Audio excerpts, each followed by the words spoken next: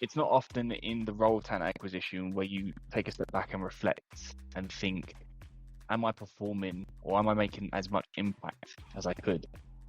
We've discussed previously on the podcast from how we've moved in talent acquisition from service provider to business partner, but we explore what the next step is in this episode. And I'm so thrilled to actually have the opportunity. So Michał, who joined us, he's been part of 3 very successful organizations across Europe, from fintech, circular economy, and now food and goods delivery services. And we talk about the actual role he's had as an individual contributor and moving into kind of that high impact business partner. I emphasize high impact for a reason, and hopefully you'll gain some things from this. But if you are interested to stick around, this is what we've got coming up for you.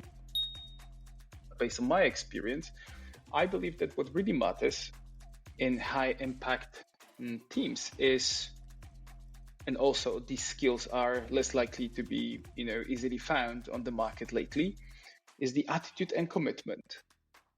It's something that we as recruiters can identify throughout recruitment process, but I believe it's very, very hard to find these. And having this in the team will make the team more eager, to self-organize their work, create and discuss new ideas, deliver better stuff, literally.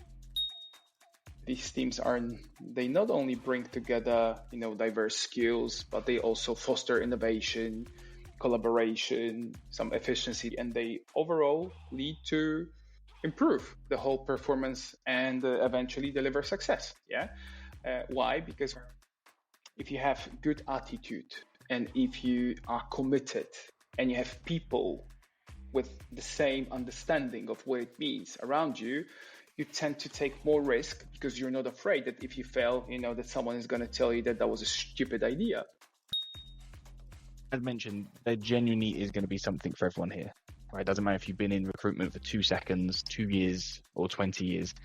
This is the opportunity for you to learn from some of the best individuals, and including one of the best that I've had the chance to speak to around being a high impact recruiter. So when you're ready, let's dive in and learn together. Welcome to Tea Time with Talent Acquisition, the podcast aimed at fostering knowledge and sharing stories within the vibrant talent acquisition community. There's no surefire way to accomplish anything in life, but with each conversation, we aim to delve into diverse topics and present fresh perspectives to empower you, our fellow colleague, on your own journey to success. I'm your host, Eden, and for the next hour or so, I'm going to be joined by an experienced talent specialist with almost 10 years of expertise in collaborating with rapidly growing technology companies across Europe, including fintech leaders like SumUp, innovative circular economy companies like Backmarket, and currently engaged with a Finnish platform who specialize in the delivery of foods and goods. This professional has extensive experience in scaling operations and making a significant impact in recruitment. Today, we're excited to welcome this knowledgeable individual to our podcast, where they will share their valuable insights and experience with us. So when you're ready, grab your favorite tea or coffee if you prefer, and join me in welcoming today's guest, talent acquisition partner, Michał. So thanks for joining. Well, look, appreciate you jumping on. Obviously, from my side, what I want to do is obviously start off at the beginning of each episode exactly the same way. Everyone gets the same question. Let's call it the icebreaker, right? So we both work in talent acquisition, internal, external. Regardless of that, what do you think everybody in our industry is doing, but it's something that could be done better? Having patience. I like that. For your hiring managers and for your candidates. Yeah. Like we're all pushed from all the sides and we want to do stuff now or, as soon as yesterday. But sometimes it's just good to let go, let people think. And, if your candidate or your manager is not coming back to you within, half an hour, since your Slack message, it doesn't mean that they have forgotten about you or, I don't know, that they don't give a damn about you. It just means that probably they are focused on something else. And this is exactly that's exactly something that I'm trying to learn myself coming from Poland, which is a country where we're not naturally optimistic. I would say we're realistic, which practically means that we are actually pessimistic. So we tend to think that actually something wrong or something bad has happened, especially when you're waiting for your candidates and they're, yes, I do, when it comes to offers being extended to them. So a little bit patient, I guess. I think patience is a good one. I also don't think there's necessarily a huge issue of being a little impatient as a recruiter, because sometimes if we let the candidates and the clients make up their own decision, then the process will be dragged up for 6 months for a software engineering role. Whereas obviously sometimes you are the driver, but I do understand 30 minutes or even a couple of days, if you haven't heard anything, it's not the end of the world. Things can still happen. Actually, it's super nice that you follow up on this one, because what I meant is like we tend to get stressed about this stuff.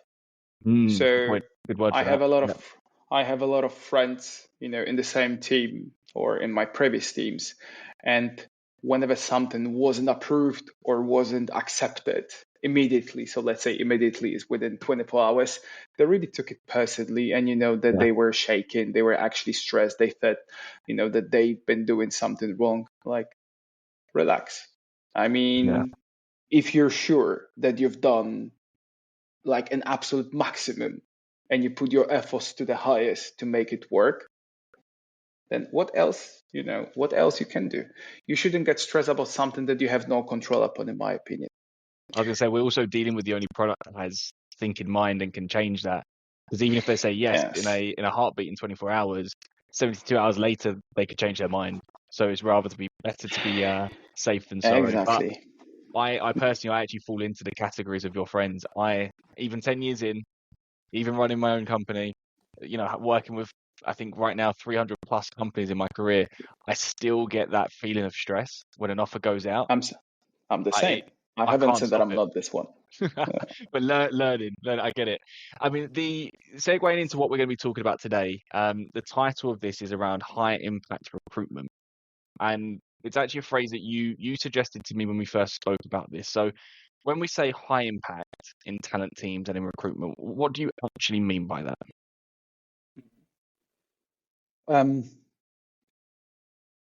Following all of the stuff that we can find in Google or in any resources that we can use as recruiters, like high impact talented teams refer to a group of individuals, because everyone is an individual within an organization who possess the skills, knowledge, and some qualities that are necessary to drive some positive outcomes for the company.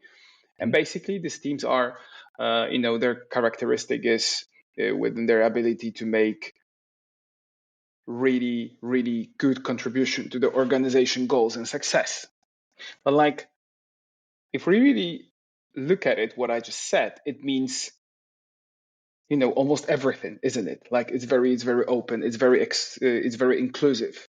And in my opinion, but this is only my opinion, of course, I'm pretty sure that a lot of people would disagree, but based on my experience, I believe that what really matters in high impact teams is, and also these skills are less likely to be easily found on the market lately, is the attitude and commitment. It's something that we as recruiters can identify throughout recruitment process, but I believe it's very hard to find these. And having this in the team will make the team more eager to self-organize their work, create and discuss new ideas, deliver better stuff, literally. Of course, the question would be how we as recruiters can support the process of creating such teams. But like, I would like to know, what do you think about it? I mean, do you have any different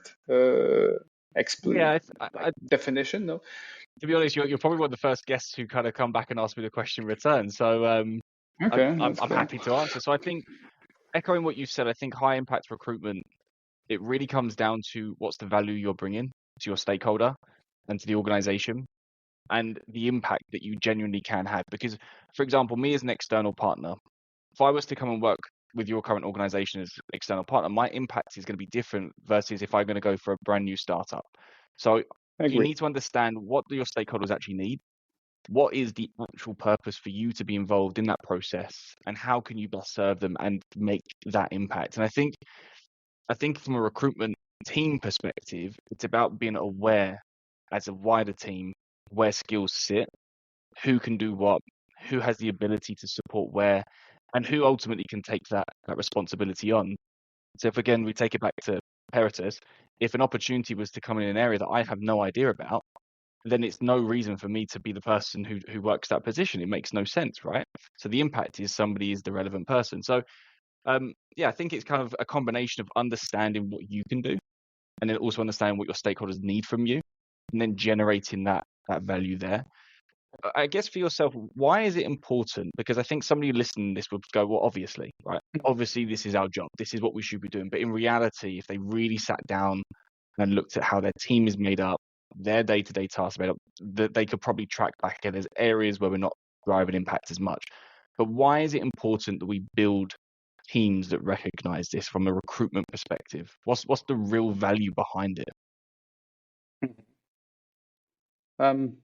Building such teams is crucial for maximizing effectiveness and achieving some strategic objectives. So literally we can say that these teams are working faster and probably more effective.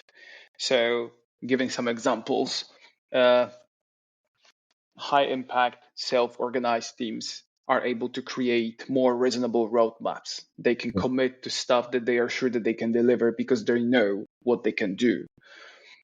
Why they do it? Because they are self-aware and they communicate better. So that means that they also deliver better within OKRs that they also participate in. So, it's kind of like a circle, yeah, because they are defining better what they can deliver. And if they define better, that means that they can deliver better. And I would also say that these teams they not only bring together, diverse skills, but they also foster innovation, collaboration, some efficiency that I said already, and they overall lead to improve the whole performance and eventually deliver success. Yeah. Why? Because I would like to circle back to what I said in the first question. If you have good attitude and if you are committed and you have people with the same understanding of what it means around you, you tend to take more risk because you're not afraid that if you fail, that someone is going to tell you that was a stupid idea. Mm-hmm. And going back to how us recruiters should understand it, we love to work for companies with an amazing product. Yeah. But like during recruitment and throughout recruitment processes, do we really think of an impact on the product itself that we represent when we are, for instance, probably the most common example, escalating our manager to the cosmic void for rejecting another candidate? Because we are looking at the requisition that needs to be filled, within 3 months, whatever. But do we really look at the impact that people can bring? And in my opinion, this perspective matters. Was this candidate really great? And I believe the best summary that I have heard about this topic was a sentence that I have heard when I was at SumUp. And that was coming from our main stakeholders. And throughout one exercise, he mentioned to us that good teams build good products, but great teams build good products, but faster. And I believe this is a really, really cool summary of it. I like that. And I think the why around this and for kind of leaders and senior ICs can kind of take the responsibility is that our job as recruiters in talent teams, pure and simple, is to hire the best people for the role that we can right this second and to guide and support and coach. And it's, there was a conversation we've had multiple times throughout this podcast. It's, service provider is what we used to be and we're now business partners. And the quicker we can make that shift, the quicker we can go to a company and say, look, I understand your limitations. These are limitations on the market, and be that voice to them. And that only really comes when you're, in my opinion, when you're a high impact recruiter, when you understand where things are and, you're the go-to specialist for it. And I agree. I think there's a comment you mentioned at the beginning about understanding stakeholders, right? And stakeholders. Mm-hmm. I think you refer to as your hiring teams, your hiring managers, but stakeholders internally, your teams that you support. before we kind of clicked record, you was talking about kind of it's important to understand them, to see their perspective. Can you explain to me what you mean by that? So when we're saying the perspective of the hiring team. Yes. So, of course, +1 for what you said, that we are getting hired to be dedicated to our managers. Simple as that. And this is probably the most important relation we should have at work, at least to me, in my opinion. And understanding of the perspective, whatever it is, of our stakeholder, because sometimes it's the one that we can easily follow. Sometimes it's the one that we maybe should challenge, who knows. But understanding of this perspective is essential for aligning recruitment strategies, yes, with the goals, of course, that there are somewhere there. And that basically ensures that the whole recruitment process addresses specific and needed requirements and expectations, values. It also fostering collaborative approach, and basically eventually will become a success when it comes to hire. And recruitment, I mean, it's so much cliche, but like recruitment is a team effort, and this is the way we create the trust between each other, and I mean between recruiter and hiring manager. And in my opinion, understanding our stakeholders is literally something that helps us to create this bond and create the trust cooperation. In order to trust each other, we should speak the same language to align better. In order to align better, we should talk freely. And in order to talk freely, we should, trust each other. Communication is the key. And good question would be probably how to build this trust, But I guess this is something that maybe we can cover a little bit later. What I'm saying is that we do not have to be another stressful contact point for our managers, We should be a safe harbor, basically. So we should take some load off the backs and lead the process instead of waiting for their approval or the time. Basically, take some courage. But in order to do so, we need to understand what they need, what kind of skills, what kind of people, what kind of process, when, how. And in my opinion, what is sometimes lacking a bit in the current recruitment, representatives, no matter if they're going to call themselves managers, recruiters, or partners, whatever. But how can we align if we understand what our managers need in the given time? We can be proactive and ask a lot of questions.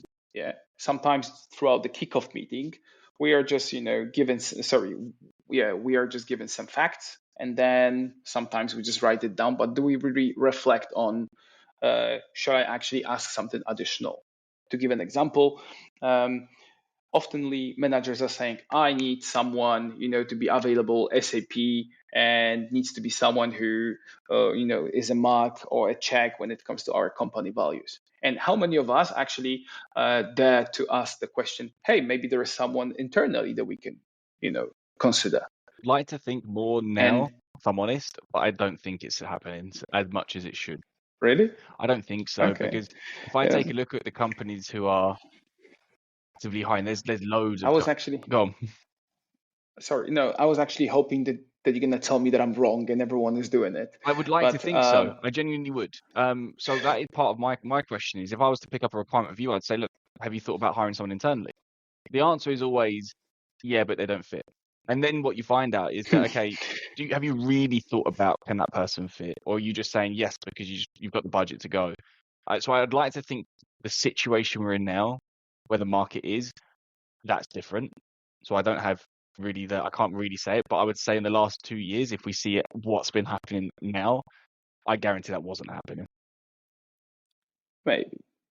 But just to finish my sentence, because I would like to be a little bit more precise, to understand the stakeholders' perspective is also not only understanding the profiles or the team perspective, but sometimes also understanding, where they are in the current situation. For us, it's just probably just one particular field on the Slack that is replying to us or not.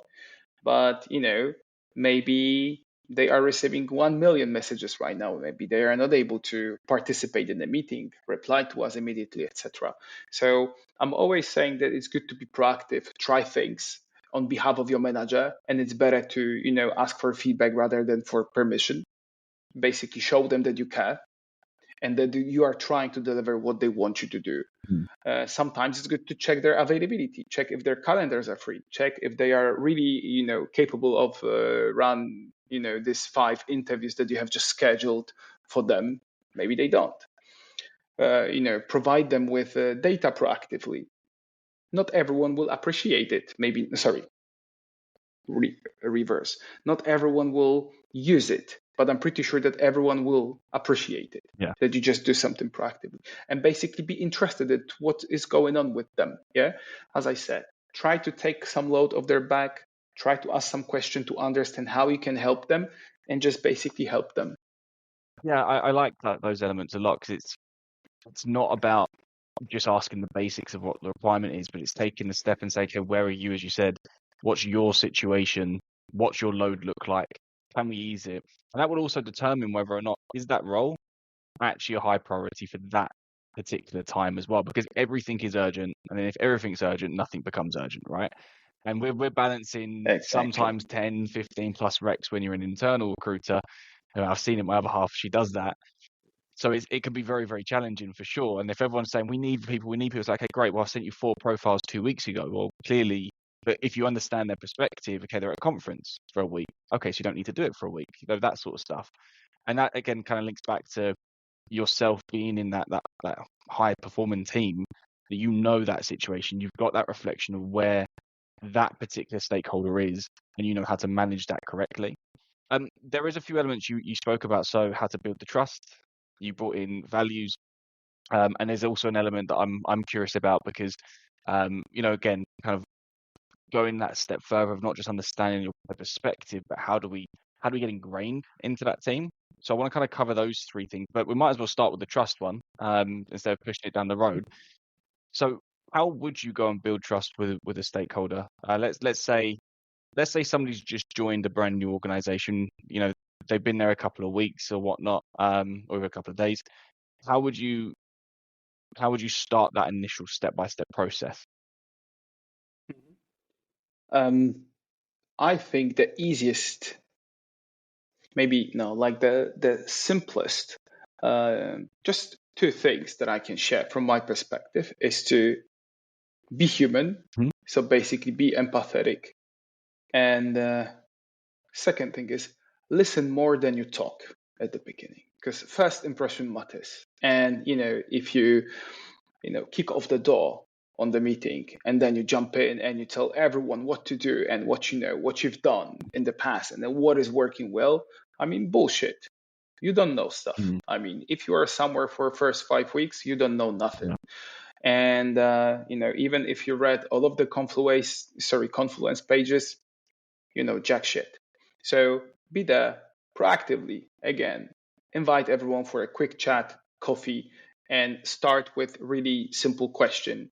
What was, maybe different way, what would you improve with your relationship with the previous talent acquisition partner? And listen. And then see if they are eager actually to talk and dive in this topic. If they don't, maybe, maybe the relation wasn't that bad. Maybe there is something good to build on. But if, and I'm sure they will tell you a little bit more, write it down and do the opposite. Or potentially, if they decide not to tell you anything, it could be that they don't trust you at all. Potentially. Can be. But this is why I think, even though you believe, and I'm pretty sure that every one of us recruiters know that when it comes to recruitment, we are the smartest people in the room. We do not have to shout it out on every meeting. Yeah, it's actually better to, I don't know if you, just an off top, I don't know if you ever watched Trailer Park Boys. Yep. One of my favorite shows. And then there was this beautiful episode. Yes. And then there is this beautiful episode where the gentleman discovering reverse psychology. And this is what I was referring to. So try to prove your manager that they really can think that you are the smartest one in the room when it comes to recruitment. It takes a little bit longer, but it's going to be worth it. Be prepared on your meeting. Know exactly what are you willing to ask. Do notes, send summary of your meeting afterwards. It's very, very simple to create such an habit. And as I said, in majority of cases, the managers are not going to use the stuff that you're going to send them because they receive millions of them. But it's not about what you do into them. It's about how you make them feel. Yeah. And you're there. They know basically you're know, taking okay, Michael is there. Yeah. Yes, Michael is there. He's going to say, he's going to handle it.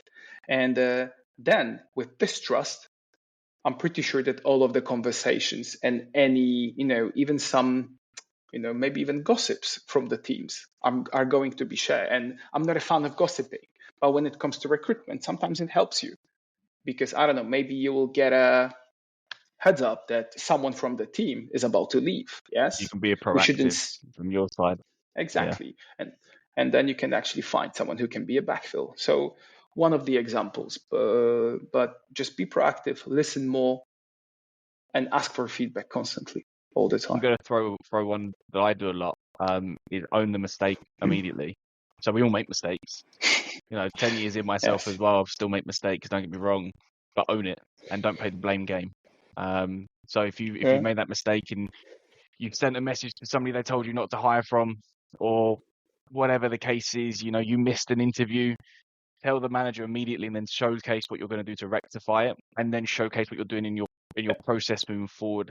Is that owning of mistakes that fosters trust so fully much. Agree. Yes, fully agree. And I trust is the only thing. Like, literally doesn't matter. I've got people that I've never placed as a candidate, and I've got companies that I've never placed with, yet they still give me their jobs.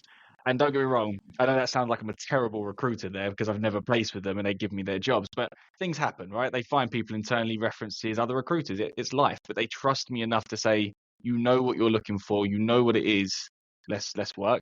It's the only thing that we can do is to trust each other. Yes, and totally agree. I have the same situation. I have a really great business and also private relationships with my hiring managers. We haven't hired anyone together, but we're so close and our relation is so cool because we tried. We just failed because X, Y, Z, whatever, but we tried. But our relationship is so good that once we had a position that was open for a year, and we actually made this joke that we should buy some champagne actually to celebrate the anniversary of this position being open for a year. So, there's a different story behind that one, but yeah. So that's the trust element, and I think we're not going to spend too much time on it just because people are going to go do that themselves. You also mentioned values, and values are a key things. I think us as recruiters, we don't necessarily always do the value check-in. Some companies would do it with the recruiters, others don't. So it depends on your organization. But when we're talking about values, what are you referring to as well? Not just the values of the company, but I'm talking about when we're talking about recruitment. Yeah, I mean, there are like two topics that I believe are worth mentioning. So, and I hope that I'm not gonna, have a lot of hate in the comments, but like, I really believe that sometimes, even though we already aligned that we're the smartest one in the room, but it doesn't mean that we always know how to evaluate, especially technical skill set of our candidates. Yeah, I mean, we know some buzzwords, we know some stuff, how to name them, what they do, but it's very, very shallow. However, evaluating someone's attitude throughout the process, not only throughout the interview, someone potential cultural addition, cultural enrichment to the team, it's something that we as recruiters can easily do. It's literally asking ourselves a question beside the answers that they provided us with. Would I like to, have a beer after office hours with such a person? Would this person be really a cool mate, on a corridor, basically? Will this person help you? Will this person, I don't know, say no if something is not going okay, basically? And I think recruiters are how do you call it? Sorry, I'm not native. Gatekeepers in this case, in my opinion.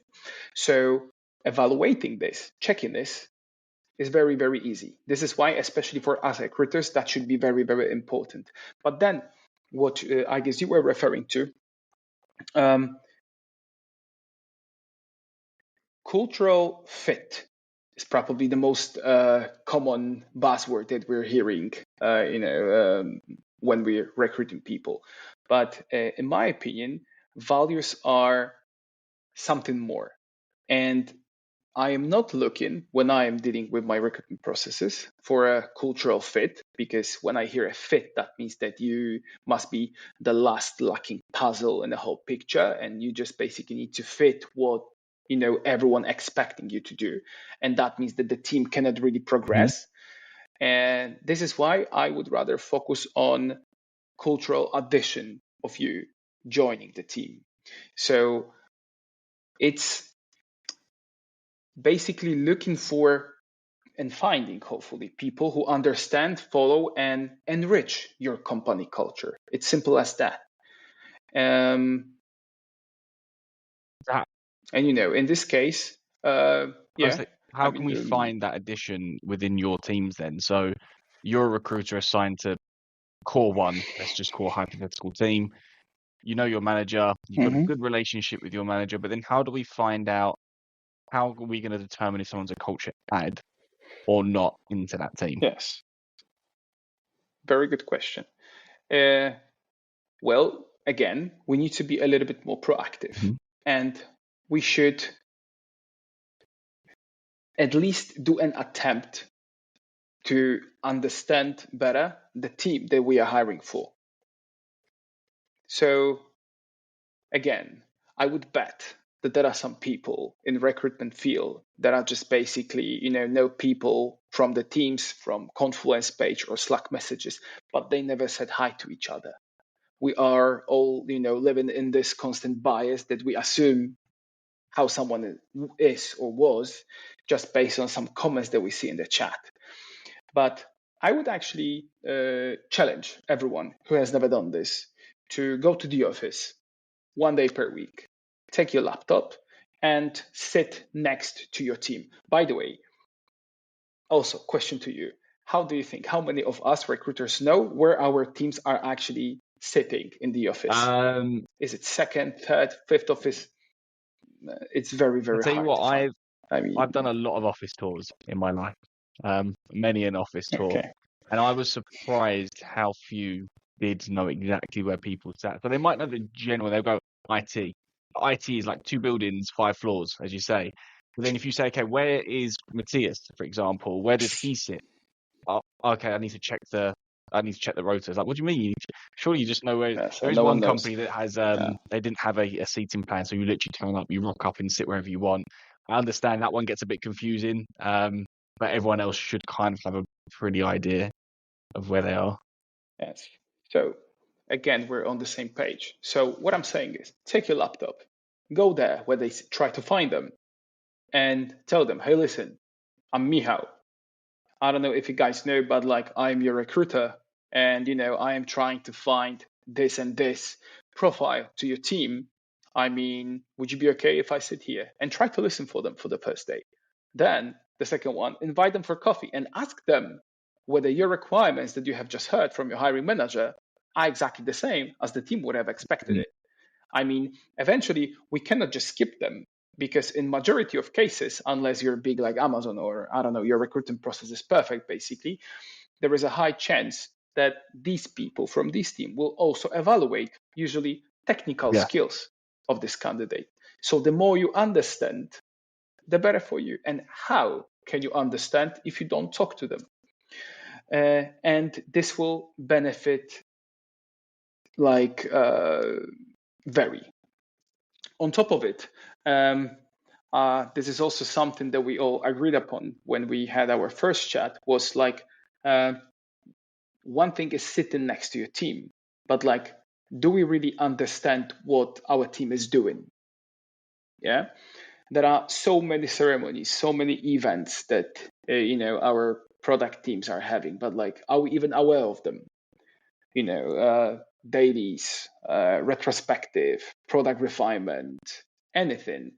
I bet €100 that if you ask your either product owner or hiring manager or anyone, if you can just participate and be there with your visual off, with your mic off, just be there and listen, no one will tell you that you cannot do it unless it's something confidential. Okay, I get it. But and it's really, really cool, to see how they talk, how they, approach things, how, whether they are, active or maybe not, if they are introverts, extroverts, And that's where you start if working out they, the culture you angle, know, right? Because you can see firsthand the team are acting when you're just a exactly. bystander not asking questions. They're just working their normal day to Yes. day. Yes, exactly.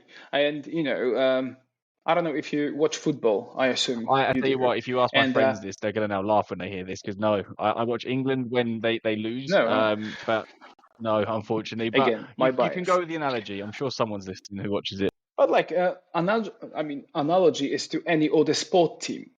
If you're a fan and you have your favorite team, it's so easy for you to, to mention what kind of player is, is like the main player, like a crucial for the team, or which one you would actually transfer out maybe. Why you do it? Because you watch them, you are dedicated to them every week. Like in my case, you are basically crying because it's so sad to see the efforts of your favorite team and they cannot deliver it. But this is how you know that something is going okay, maybe something is not going. What kind of part is missing? Whether it's, I don't know, box to box midfielder, where winger, striker, yeah, you know it because Yeah, you watch it. And the same thing is happening with your product teams. You just need to let them to invite you, or you can just, ask yourself enjoying. to Yeah, be invited. The case, and it's going to be a massive change in your life, massive. And of course, I don't mean that you have to be there, bi-weekly. Yeah, just go once per month, go and check. I believe retrospective would be the best one. If you have Scrum Master, even better, because Scrum Master will allow you to do anything, as long as you can contribute to the team effort, you're going to get a green light. And I really, really believe that this is something super, super cool. Well, question is, what if you work for business or, I don't know, more, yeah. non-tech You related teams? operational Yeah, based you don't roles, have that product sort of related stuff. Yeah, teams. Yes, operation was. That's something different. But still, again, they sit somewhere, they spend time somewhere, they eat lunch together. It doesn't have to be something like out of this world. Just something natural. Go say hi, tell them who they are, and ask them questions. Like talk see, about it. I know what you're suggesting will work 110%. And the reason I can genuinely vouch for this is, as an external recruiter, when I travel to Berlin or to Munich or wherever, I look for a base of operations. So I don't want to sit in a cafe the whole time. So I'll find it's usually the same customer, to be honest, in Berlin, but I'll go and work from their office for a week and I'll just drop in, drop out. Sometimes I'm working for them, sometimes I'm working elsewhere. But what you just said there, they allow an external recruiter to do that. And I've sat in their Scrum meetings, and the former CTO, he's now set up his own company outside of it. He also reflects the software teams and product teams as a sports team. So literally exactly what you just said there. I'm sure the two of you are getting like a very, very well, to be fair. So I know for a fact if they let an external recruiter do that, there's no question that as an internal specialist, they would welcome you with open arms. And I know that to be true. So I think that's the taking the difference between being, I mean, we're now going, right, service provider, business partner, high impact business partner. And that's where we're kind of getting to now, is knowing the intricacies of your team and seeing, does that candidate skills wise look brilliant, culturally brilliant? Are they that person that's going to really be that person that the team truly need, or do they just look good on paper or whatnot? I agree. And in addition, the better your cooperation is with your team, the better you can deliver feedback. Yeah, in majority, we are always late with reviews. I don't know, there is no enough slots for the interviews to happen. I don't know, we receive bad feedback from candidates saying that interview was, I don't know, biased, XYZ, you just name the cause, whatever. It is easier for you as a recruiter to tell them, guys, that was a shitty interview, we have to Yeah. improve it. if you know them and if they know you, And trust. when you're just, where you're just a random, picture on Slack just popping up from time to Yeah. time. I mean, I want to. I'm not. Sorry. Just one thing. I'm not saying that we shall be friends. Yeah, friendship is something different. And I am also not a fan of saying that we are one big family in the company. In my opinion, it's not the thing. But we are really, really close to be a effective sport team. I would It's that say we all partnership, have a right? goal. We want to score. We want to win matches. The aim is pure Yes, and simple. We want to all see the company grow. And if one person isn't pulling their weight true. in the sense of they're not really understanding how are we going to allow that to happen, i.e. the recruiter isn't aware of what the team want, there's that disconnect, then you're going to find people, but they're just never going to truly be the part that takes you from good to great, as you said. Yes, and also, as you probably observed, sorry, just one thing, it is actually the trend where the recruitment is going. We are not just one recruiter covering everything, basically. No, we are being dedicated to the group, like the product Yeah. group, the tribe, or anything else, sub-product within the company. And we are considered as a part of the tribe. So if we are, we should be also visible. And that's it. Yeah, that's a good point to be. Sorry for No, not at interrupting all. you. It's a really good point. And I think it's probably where the companies you've worked at, it's quite clear. But I think in some companies who maybe are going through that initial scaling phase, it's so wishy-washy still. So talking about scaling as well, because you've been fortunate to join 3 scaling companies in your career. What standout tips have you learned along the way that have really allowed you to be, that high impact recruiter? I know we've covered quite a lot already, but anything kind of like bite Yeah, size that someone could take I'll away and try. go, no, I'm going to go try that today. Mm-hmm. Maybe I'll focus on something on our tools, some tool shed, I Hmm. guess you call it.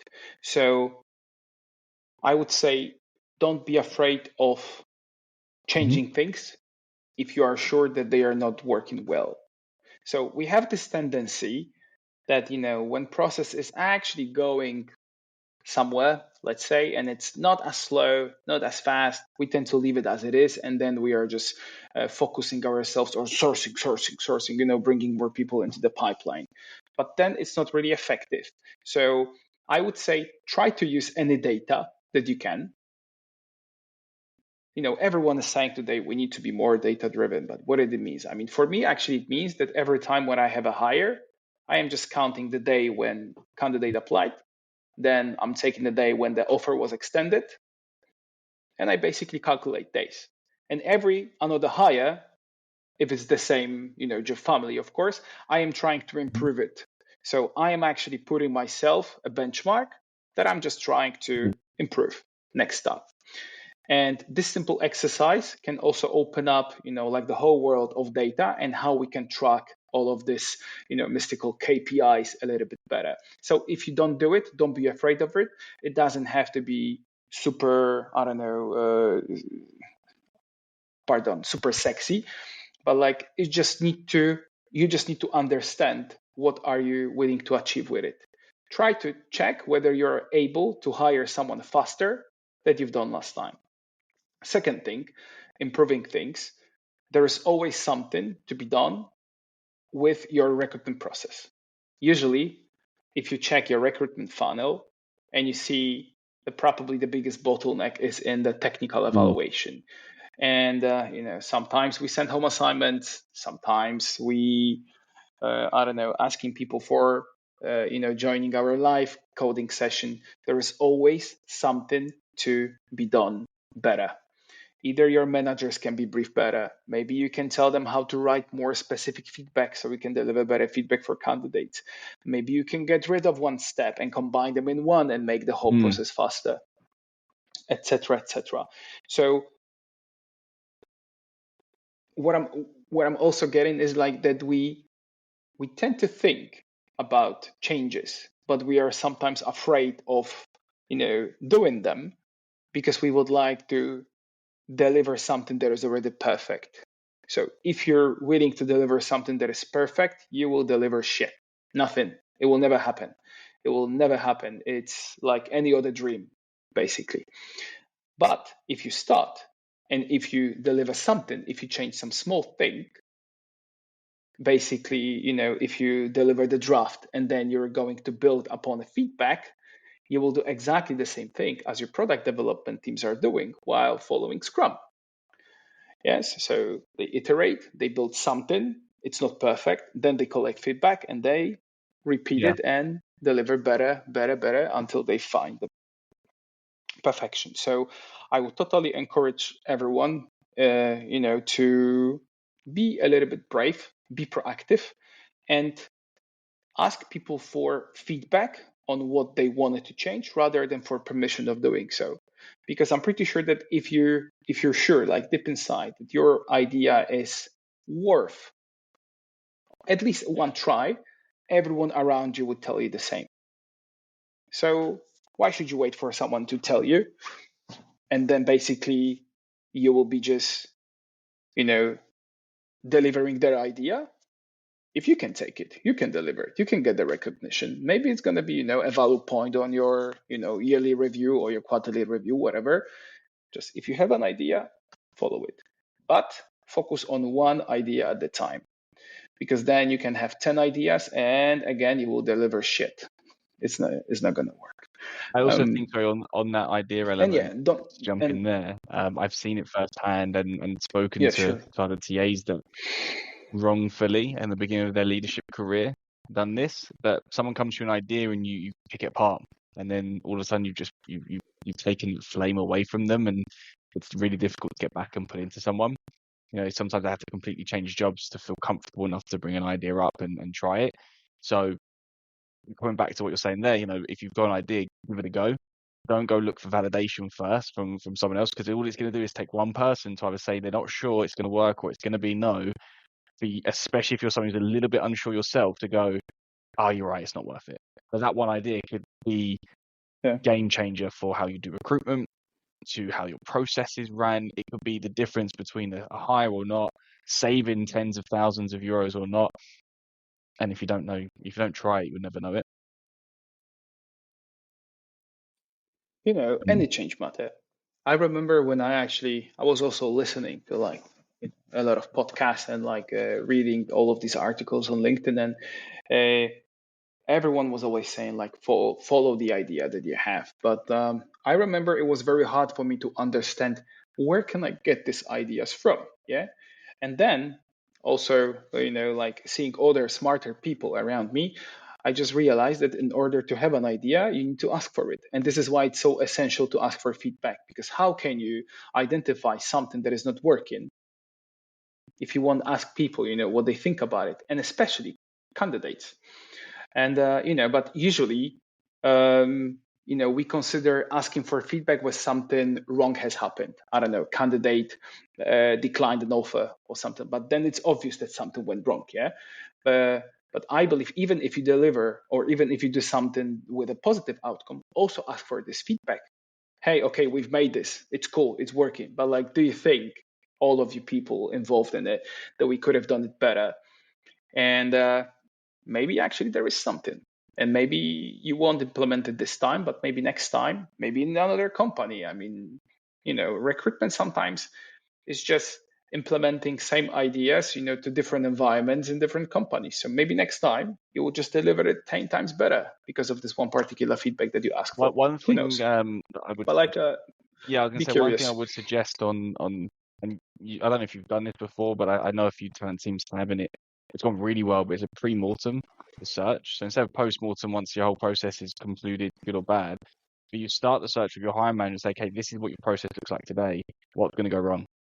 And you don't guide it. You just ask them, okay, it's 5 stages. What's going to go wrong? You know where the market is in terms of what you want to hire, and then you guide where you can, but you let them come to the conclusion. Actually, that 5-stage process, is it going to be quick enough? Potentially not. And you can at least then, instead of changing everything in day one, you can preempt. And then the moment I things agree. start going the way you don't expect, you're like, okay, should we review this? But if you do that pre-mortem, you're just going to go into it like, okay, let's go get it, guys. and then that motivation can very quickly get dampened again when it's just not going the way expected. We're going to wrap it up there. So thank you so much for taking the time and for jumping into this. There's so much to take away from it, and like I said, I think this is now kind of getting into the realms of high impact business partners, which is where we all should be aiming for. And it's just those little adjustments, those little differences in your job that can take you from a great recruiter to a stellar recruiter, in my opinion. And the stellar recruiters are so hard to find, so hard to come by, and they really have the impact or have the ability to drastically impact companies. So hopefully someone will come away from this learning one or two things, or come back and add it in. Let's see. But thank you Hope so so. much for taking the time and for joining me. Thank you. My pleasure. Thank you so much for having me. And it's really big honor. And I hope that I have said something clever, and maybe I helped at least one person with some, situation where they are